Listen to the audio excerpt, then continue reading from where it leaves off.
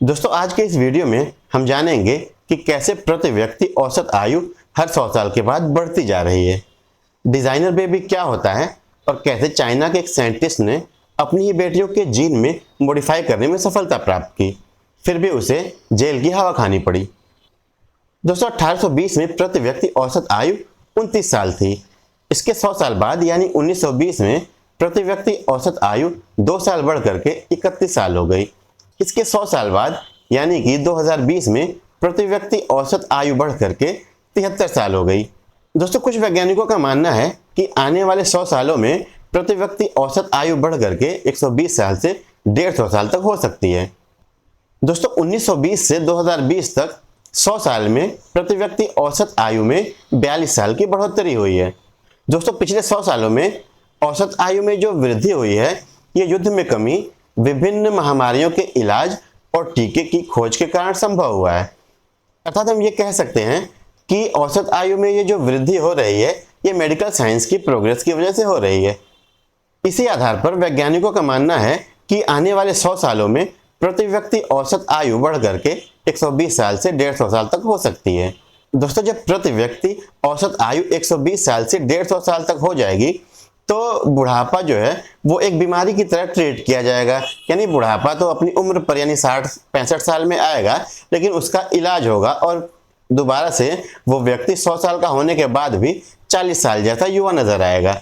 यानी हम ये कह सकते हैं दोस्तों कि प्रति व्यक्ति औसत आयु जब 120 साल से 150 साल होगी तो व्यक्ति 100 साल के बाद ही बूढ़ा होगा। दोस्तों आने वाले समय में बुढ़ापा तो अपने नियत समय 60 से 65 साल पर ही आएगा, लेकिन मेडिकल साइंस की प्रोग्रेस की वजह से इस बुढ़ापे का इलाज किया जा सकेगा और बुढ़ापा खत्म हो जाएगा और बुढ़ापा 100 साल के बाद आएगा और व्यक्ति 120 साल से 150 साल तक आसानी से जीवित रह सकेगा। दोस्तों आइए जानते हैं वो कौन से 4 पॉइंट हैं जिनके आधार पर साइंटिस्ट ये बात कह रहे हैं।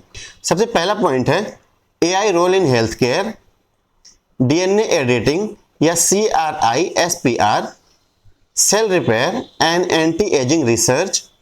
चौथा पॉइंट है दोस्तों सेंसलेस सेल रिमूवल। जी हाँ दोस्तों, ये 4 पॉइंट हैं जिनके आधार पर साइंटिस्ट ये बातें कह रहे हैं कि आने वाले 100 सालों में प्रति व्यक्ति औसत आयु 100 साल से बढ़कर के 150 साल होने वाली है और बुढ़ापा एक बीमारी की तरह ट्रीट किया जाएगा। यानी बुढ़ापे का इलाज होगा और व्यक्ति दोबारा से जवान हो जाएगा और उसकी उम्र 120 साल से 150 साल के बीच होगी। पहला पॉइंट है दोस्तों AI role in health care. दोस्तों आने वाले समय में विभिन्न बीमारियों का इलाज एआई से किया जाएगा। एआई बीमारियों को उनके प्राथमिक कंडीशन में ही पकड़ लेगा और उनका सटीकता से इलाज करेगा और सटीक दवाइयां सजेस्ट करेगा, जिसकी वजह से बीमारियों से मौत में कमी आएगी। आइए जानते हैं कि डीएनए एडिटिंग क्या होता है। दोस्तों जैसा कि हम जानते हैं कि हमारा शरीर सेल से बना होता है। इस सेल के अंदर डीएनए होता है और डीएनए एक कोड की तरह होता है। इस कोड से ही हमारे शरीर की रंग, रूप, हाइट, वेट, एज, विभिन्न बीमारियों आदि का पता चलता है। इससे ही पैतृक अच्छाइयाँ और बुराइयाँ हमारे शरीर में आती हैं। डीएनए एडिटिंग का मतलब होता है इस कोड में बदलाव करना। दोस्तों जैसे हम कंप्यूटर पे कुछ लिख करके उसे एडिट करते हैं, उसी तरह इस जीन को भी हम एडिट कर सकते हैं। यानी हम कह सकते हैं कि डीएनए को एडिट करना ही डीएनए एडिटिंग कहलाती है। आइए हम जानते हैं कि क्रिस्पर क्या होता है।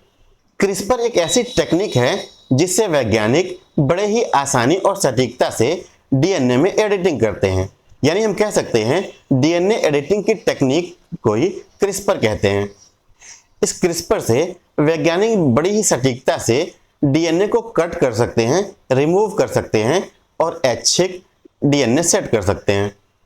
दोस्तों जिस तरह से हम वर्ड फाइल में आसानी से एडिट कर सकते हैं, गलत शब्दों को हटा करके सही शब्द लगा सकते हैं, वैसे ही डीएनए एडिटिंग में गलत जीन को हटा करके या कट करके आसानी से नए जीन या सही जीन डालने की प्रोसेस को ही क्रिस्पर कहते हैं। आइए जानते हैं कि क्रिस्पर कैसे काम करता है। तो मान लीजिए कि किसी इंसान के डीएनए में एक ऐसा जीन है जो उसे कैंसर या फिर डायबिटीज के लिए जिम्मेदार बनाता है। अब क्रिस्पर मेथड से वैज्ञानिक उस जीन को सबसे पहले आइडेंटिफाई करते हैं, पहचानते हैं, उसे कट करते हैं यानी कि अलग करते हैं और नए जीन को उसकी जगह जोड़ देते हैं। दूसरा सबसे महत्वपूर्ण पॉइंट है दोस्तों, डीएनए एडिटिंग यानी कि CRISPR।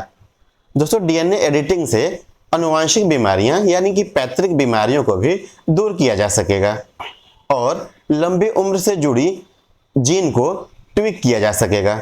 दोस्तों आइए जानते हैं कि जीन एडिटिंग का यूज कहाँ हो रहा है। तो दोस्तों इन 4 जगहों पर डीएनए एडिटिंग का यूज किया जा रहा है। सबसे पहला है दोस्तों बीमारियां हटाने में, जैसे थैलेसीमिया, कैंसर, HIV आदि में। खेती, फसल को कीड़े, सूखा रोग से बचाने के लिए। तीसरा जीन थेरेपी, बच्चों में जन्म से पहले जेनेटिक बीमारियों को रोकने के लिए। चौथा है एजिंग रिसर्च यानी कि बुढ़ापे को रोकने के लिए। आइए दोस्तों इसे प्रैक्टिकली उदाहरण के साथ समझते हैं। ये उदाहरण है दोस्तों जीन थेरेपी का और इसका सबसे बड़ा उदाहरण है डिजाइनर बेबी। आइए जानते हैं कि डिजाइनर बेबी क्या होता है। डिजाइनर बेबी का मतलब होता है एक ऐसा बच्चा या बच्ची जिसके जन्म से पहले ही उसके जीन को डिजाइन किया जाता है, यानी कि उसके जीन में बदलाव करके उसके रंग, रूप, हाइट, नीली आंखें आदि को एडजस्ट कर दिया जाता है। आइए समझते हैं कि डिजाइनर बेबी कैसे बनाते हैं। स्टेप 1 है दोस्तों जेनेटिक स्क्रीनिंग। इसमें भ्रूण के जीन को जांचा जाता है और पता किया जाता है कि भ्रूण में क्या पहले से कोई बीमारी है या नहीं है। स्टेप 2 जीन एडिटिंग यानी क्रिस्पर। इसमें भ्रूण का जीन अगर गलत है तो उसे सही किया जाता है, यानी कि डीएनए को एडिट किया जाता है या डीएनए को मॉडिफाई किया जाता है। स्टेप 3 कुछ मनचाही जीन डालना, जैसे भ्रूण की आंखों को नीला करना, उसकी हाइट को अपनी इच्छा के अनुसार बड़ा या फिर छोटा करना, उसके अंदर तेज दिमाग डालना, भ्रूण की मांसपेशियों को मजबूत करना। ये सब स्टेप 3 के अंदर किया जाता है। अब सवाल ये उठता है कि क्या कभी ऐसा हुआ है, क्या किसी ने मनचाही जीन किसी में डाली है या डिजाइनर बेबी बनाया है? तो इसका जवाब है हाँ, जीन एडिटिंग हो चुकी है और ये बड़ा ही विवादास्पद रहा है। दोस्तों चीन के एक वैज्ञानिक हैं ही जेनकेई। उन्होंने सन 2018 में अपनी 2 बेटियों नाना और लोलू पर यह एक्सपेरिमेंट किया था और उनके जीन को मॉडिफाई किया था। उन्होंने क्रिस्पर मेथड से अपनी दोनों बेटियों के जीन में बदलाव किया था। उन्होंने अपनी दोनों बेटियों में HIV से सुरक्षा के प्रति जीन विकसित किया था ताकि उन्हें भविष्य में आगे चल करके किसी तरह की एड्स की कोई समस्या ना हो। यह दुनिया का पहला डिजाइनर बेबी बनाने का दावा था जो चीन के ही जेनकेई ने किया था। लेकिन दोस्तों ये गुपचुप तरीके से किया गया था, यानी कि बिना किसी को बताए किया गया था और ये बिना वैज्ञानिक समुदाय की अनुमति के भी किया गया था। अब दोस्तों आइए जानते हैं कि इसका परिणाम क्या रहा। तो दोस्तों इसे वैज्ञानिक समुदाय ने अमानवीय और अनैतिक घोषित किया था। डॉक्टर ही जेनकेई को 3 साल की जेल हो गई और उनके रिसर्च पर रोक लगा दी गई।